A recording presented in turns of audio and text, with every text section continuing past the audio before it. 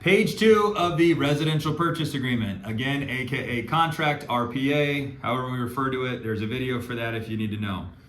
So buyer representative / buyer broker compensation. At the close of escrow or the exchange of the subject property, seller shall pay the buyer's representative / buyer's broker, quotes, buyer's representative / buyer's broker. That means they're referring it to it as that throughout.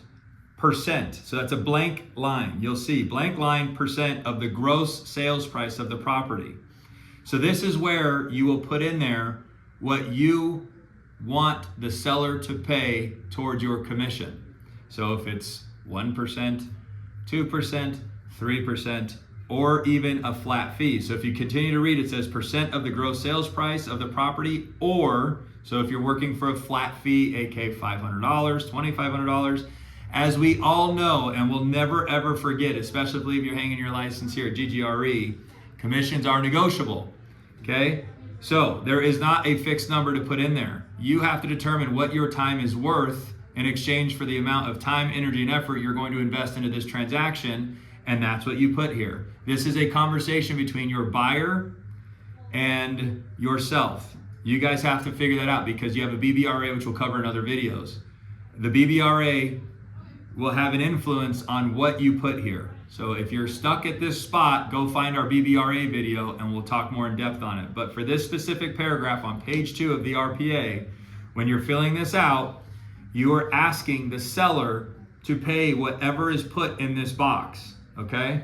So just put in there what your time is worth, okay?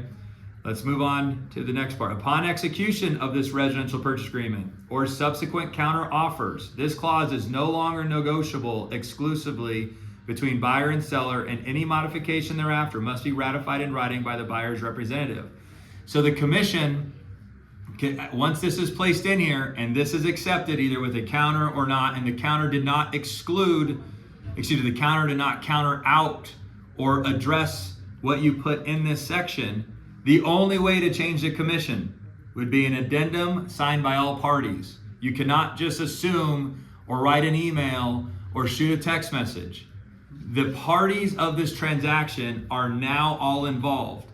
The buyer's agent, the listing agent, the buyer, and the seller.